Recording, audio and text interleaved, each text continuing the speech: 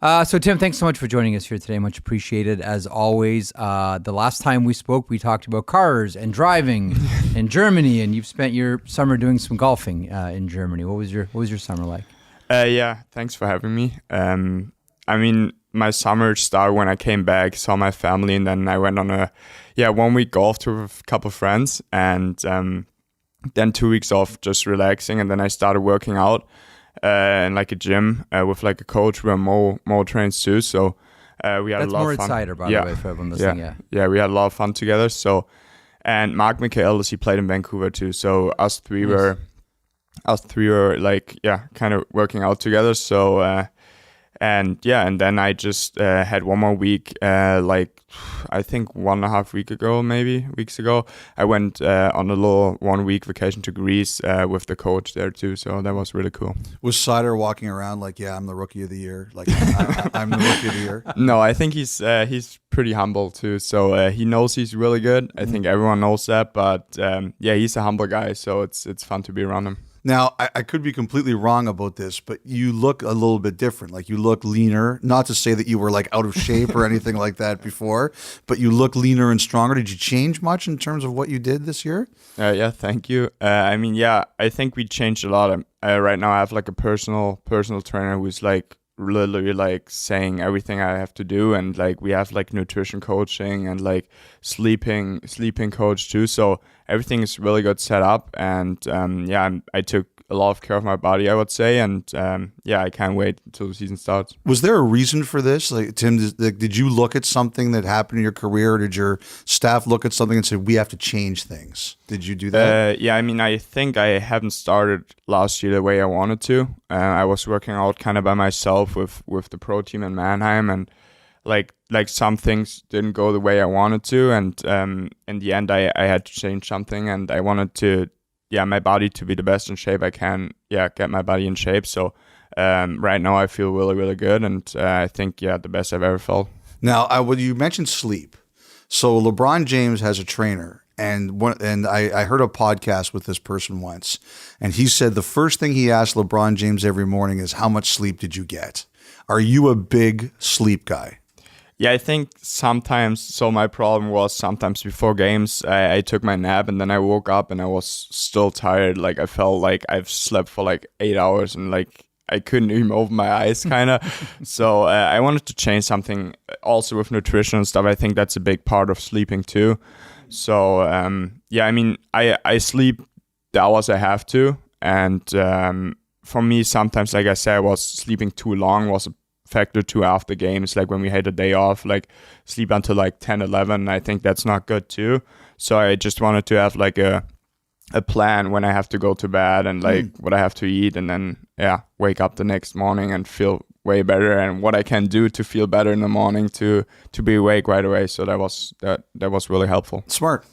So while you were working out and golfing and practicing your sleeping, your general manager was very busy, whether it's Alex DeBrincat or Claude Giroux or Cam Talbot. The Ottawa Senators look like they're taking a step. As you're watching all of this, what's going through your mind? What did you make of your general manager's moves?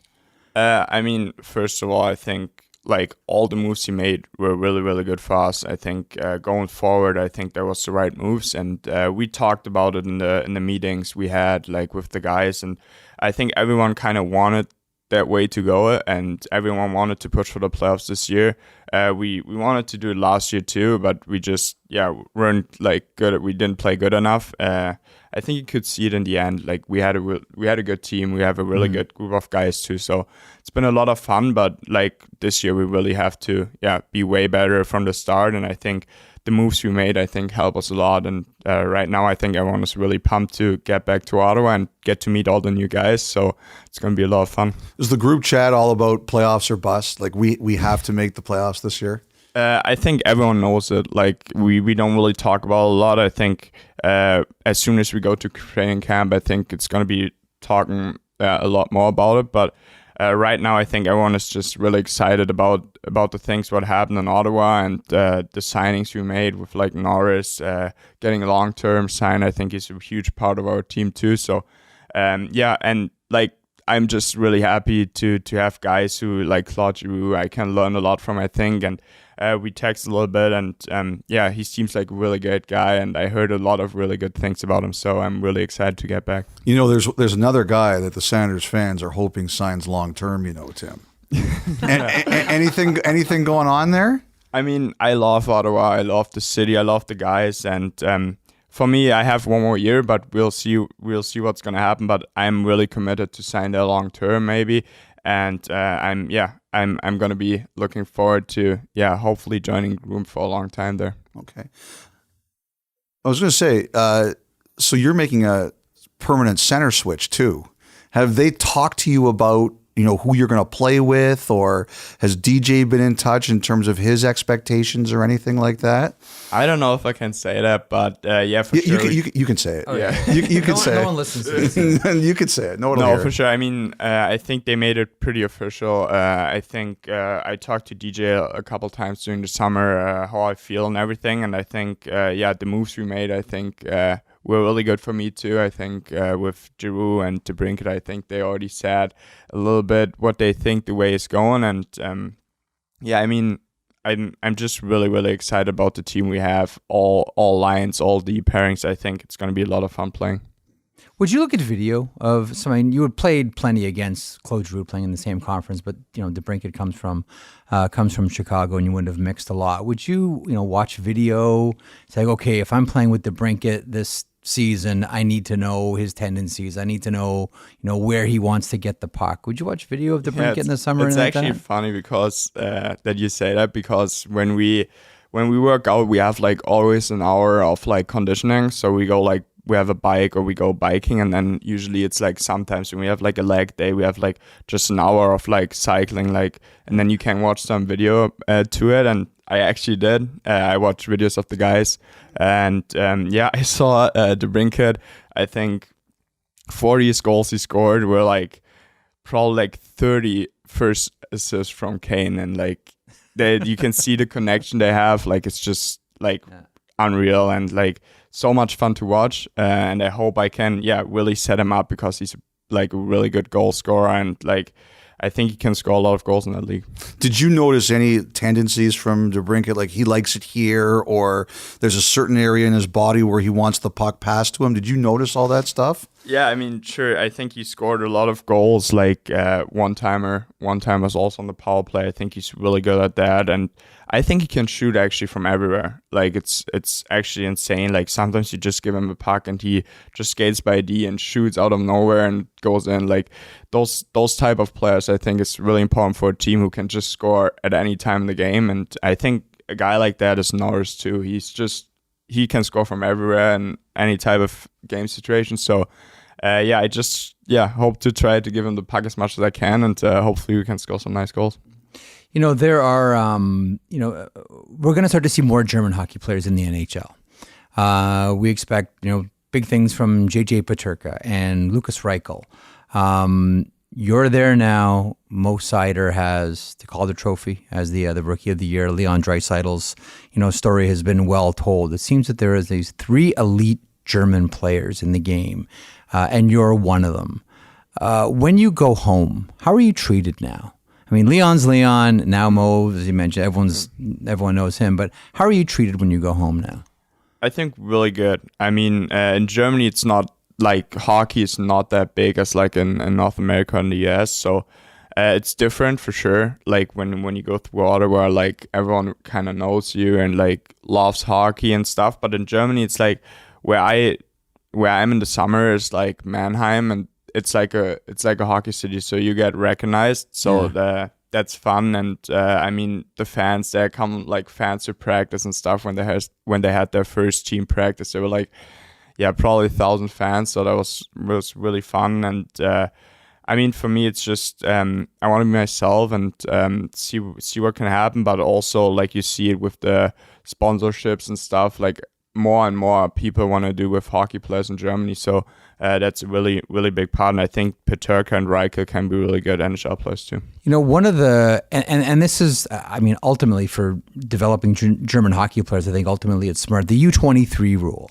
And so for people watching and listening to this, the U23 rule in Germany essentially is on every pro team, there has to be 3 players under the age of 23. That can be awkward for some teams. It can be good for other teams. Some teams have like 5 good U23 players. Some, struggle to have 2. How much do you think that rule helped you, helps other young German hockey players? And listen, we see the results now because Germany's producing elite level players to the NHL. But do you have a thought on the U23 rule in Germany? I mean, yeah, sure. I think it was a really big part because like Mo played there, me played there. But in the end, I think right now when you look at it, I think the players who play there are literally good enough to play in the DL in the first league. So that's also a big part. You also have some teams where like under 23 players that play like 2 minutes a game, like they just sit on the bench and like they don't really get ice time. So that's kind of a point too where maybe can get switched up a little bit, that kind of maybe even you have to play them amount of time, or like you send them down if they're not playing in the team, and like let them play in the DL too and let them play there like 18, 19 minutes a game. So, but there are also some guys, like I see it in Mannheim, there's some D-man who's playing a lot of minutes. So it's been good to see, and I think the development in German hockey is going forward and forward. Well, defensemen just stand there; they don't do anything, so they can play. They can play a lot of minutes, right? Centers, you guys actually have to skate around. Okay, a couple of a little more non-serious ones. First of all, who gets more points this year? Stutzle, DeBrincat, Giroux, or Matthews, Marner, Bunting? I mean, I think everyone always wants to be the best, and I'm really confident that we have a really good line there. And but I think with Matthews, Marner, I think Matthews can score even 70 this year. I think every time he goes in a game, he just knows he's going to score a goal, and that's just awesome to see. But for sure, I want to be the best, and always, and I think we can really have a good line going there and maybe get some more points. Yeah. We talked a little bit about DeBrincat. Have you spoken to Giroux at all or anything like that? Have you guys had conversations at all yet? Yeah, we talked on the phone. I talk with everyone who came new to the team, so we just texted a little bit and about golfing when I come back. So I think it's going to be a fun time meeting all those new guys, and I think we are a really young group of guys still, so we're going to have a lot of fun playing together. I also wanted to ask you, I'm sure you watched the playoffs this year. When you saw Brady Tkachuk in Calgary with Matthew wearing the Flames jersey, what did you think? I loved every second of it. So I know Brady, I know Matthew a little bit too, so I think it's great to see him support his brother that much. And I think he flew down, or actually lived with Matthew the whole time they were in the playoffs when they were at home. So the whole family was there too. And then he signed a contract with Budweiser too. That was kind of funny. And now everyone on the team hopes we get free beers from Brady the whole year. So no, but it was awesome to see. And I think, Matthew had an unreal season and really deserved that contract there too. So Brady's pumped for him. Mm-hmm. Any personal goals for you this year? Are you someone that sets like, okay, I need to have this many goals, this many assists, these numbers need to look like this? Do you have in your own head some targets for yourself? For me, it's literally making the playoffs with the team. Like I think when I play good, I think the team can be way better. So I just want to bring my A game every time, and just try to play my best hockey I can, and then hopefully make the playoffs team. That's the most important for me. Tim, thanks so much. Great to see you. Great to see you guys.